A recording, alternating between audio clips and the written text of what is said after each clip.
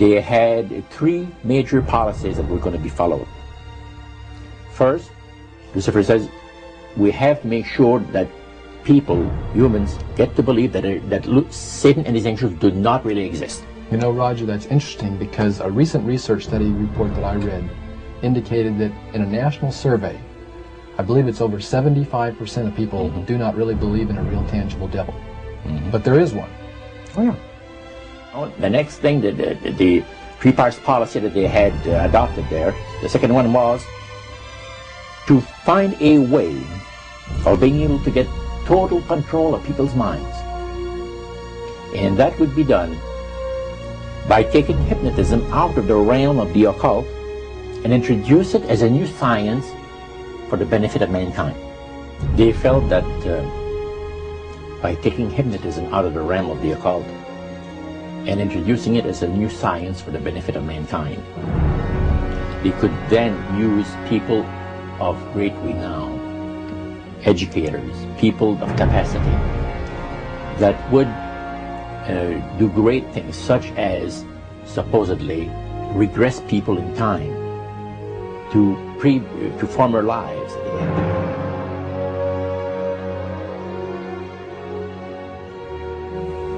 And of course, after the session is over, the person would not know a thing about ancient history.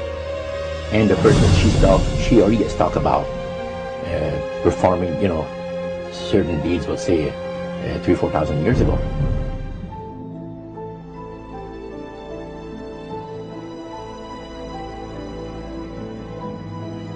But this was their strategy. Now, what this would do for the thing is this, that it would create in the minds of the general public, solidly set in the mind of the general public, an unwavering trust in that great deception.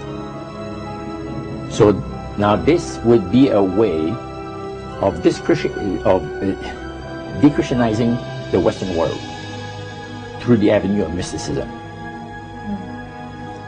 The three things were, number one, that they did not want Satan did not want the human family to think that he or his angels existed. Right. The second point that you made had to do with taking control of people's minds. That's right. The third point was what?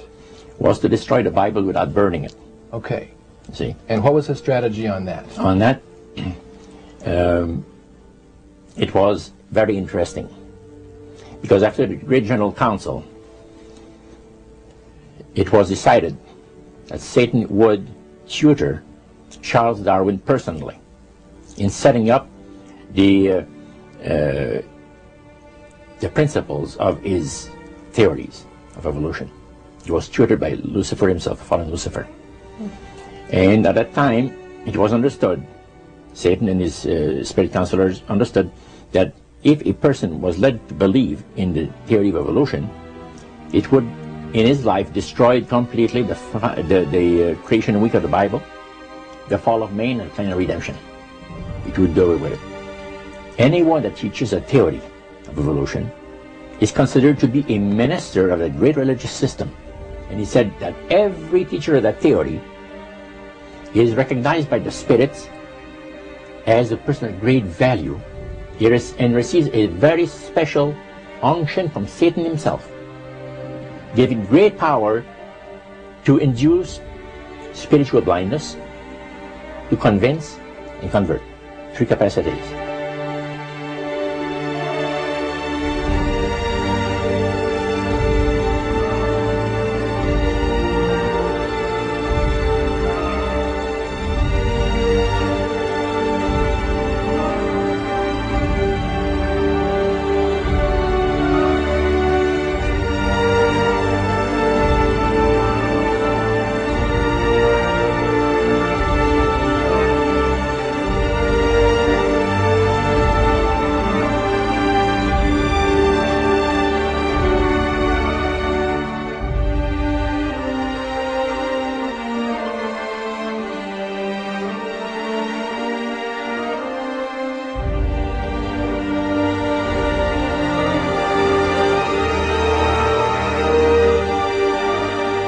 Grain plain, the Master's grain plain, for harvesting the nations, for harvesting the multitudes of the earth.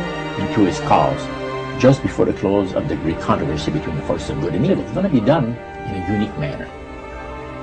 This grand plan is going to take people are going to eat the stuff, because it says spirits, demon spirits, will declare themselves to be inhabitants of far distant planets in the galaxies that are coming to warn the inhabitants of planet Earth of the impending destruction of the planet unless something seriously proper is done to avoid it.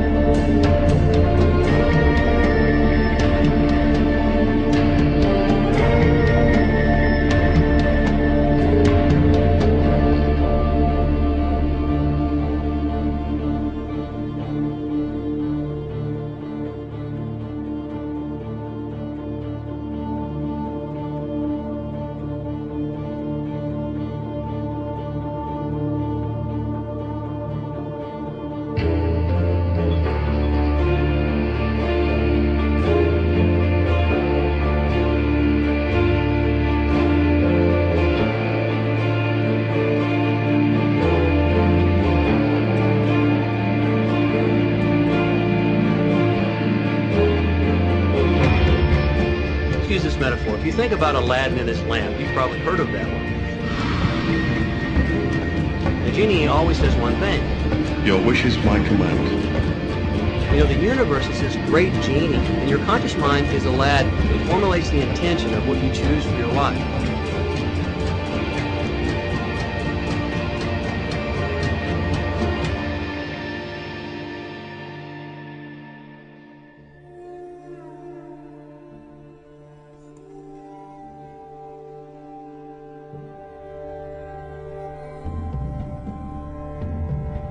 At the very heart and core of all these secret societies lurks the Kabbalah.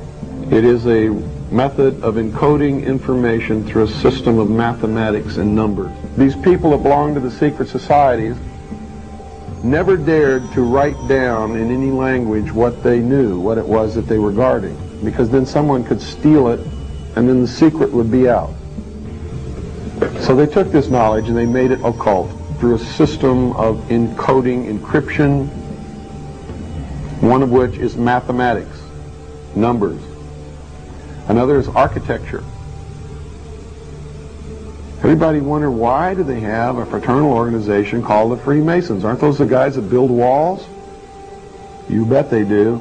But every wall they build contains the secrets that have been kept and maintained throughout the ages, and it's encoded in the architecture and in the measurements of the buildings and in the mathematical formulas used to derive the geometry, the shape, the length and breadth and height of rooms. It's all encoded there.